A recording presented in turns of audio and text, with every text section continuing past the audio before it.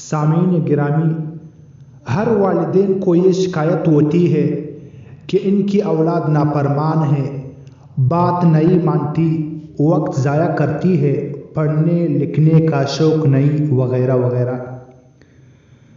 دیکھو، دراصل بات یہ ہے کہ اولاد کے نافرمان اور بد کردار ہونے میں کہیں نہ کہیں والدین ہی کی طرف سے تربیت میں کمی رہ جاتی ہے۔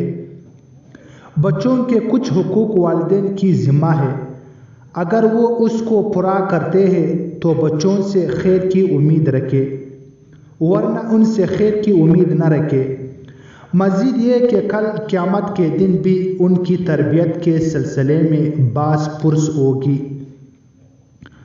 ہر دور کے علماء اور صلحاء نے اپنے اپنے مطالعہ، مشاہدہ اور تجربہ کی بنیاد پر اصلاحی پہلوؤں پر روشنی ڈالی ہے۔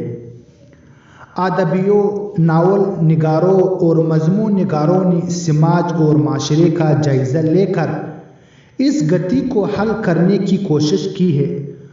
قرآن و حدیث کی درست روشنی کے ادراک سے بلا شبہ بہت سی زندگیاں راست پر آئی ہیں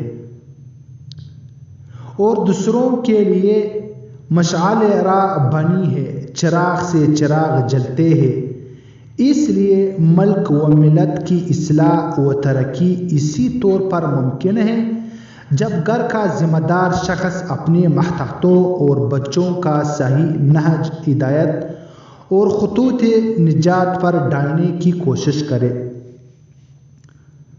بچوں کی تربیت کے سلسلے میں یہاں خلاصہ کے طور پر چند باتیں پیش کی جاتی ہیں جن کے اہتمام و لحاظ سے وقت حالات کی بہت سی امیدیں پوری ہو سکتی ہیں۔ نمبر 1، جب بچہ پیدا ہو تو اس کا اچھا نام رکھا جائے، کیونکہ کل قیامت میں بچوں کو تمہارے اور تمہارے آباء و اجداد کے نام سے پکارا جائے گا، مگر آج کل فینسی ناموں کے چکر میں بچوں کے ایسے نام رکھے جاتے ہیں جو معنی کے لحاظ سے بالکل بھی اچھے نہیں ہوتے۔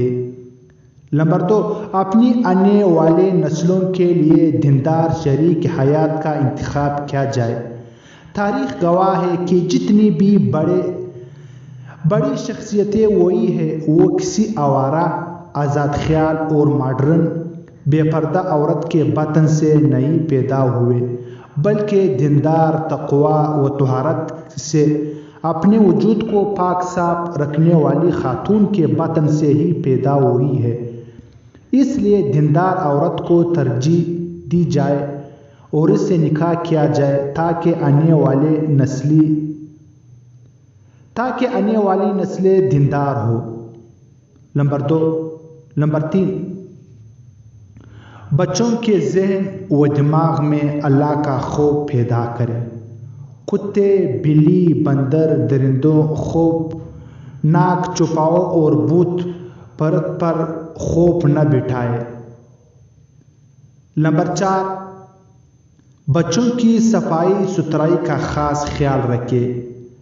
ناپاکی سے بچہ یہ ظاہر پاک ہوگا تو اس کا اثر باطن پر بھی ہوگا۔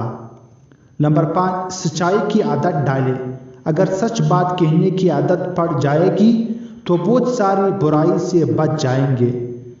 نمبر 6، بچوں کے ہاتھ سے غریبوں اور مسکینوں کو پیسہ دلوائے تاکہ اللہ کے راستے میں خرچ کرنے برموقع سخاوت اور بے غرض و پیازی کے عادی ہو جائے۔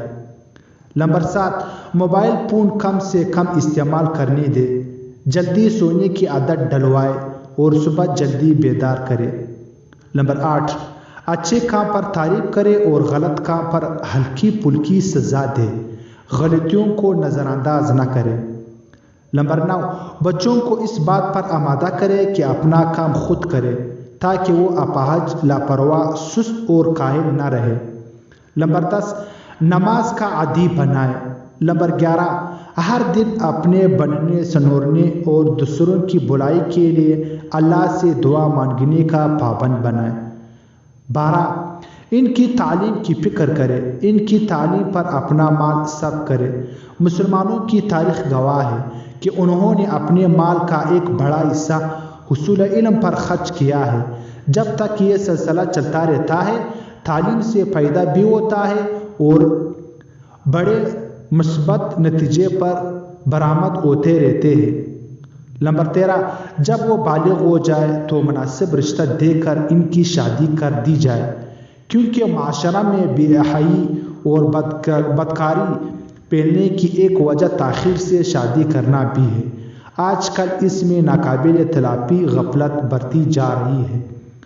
قرآن نے ہمیں صاف الفاظ میں بتایا ہے کہ صرف اپنی فکرمندی کا کافی نہیں ہے، ہمیں خود بھی بھلی اور خیر کی حامل چیزوں کو اپنانے، اسی طرح برائیوں سے اپنا دامن بچانے کی ضرورت ہے، اور یہی چیز اپنے بچوں کے لیے کرنی اور برتنی ہے۔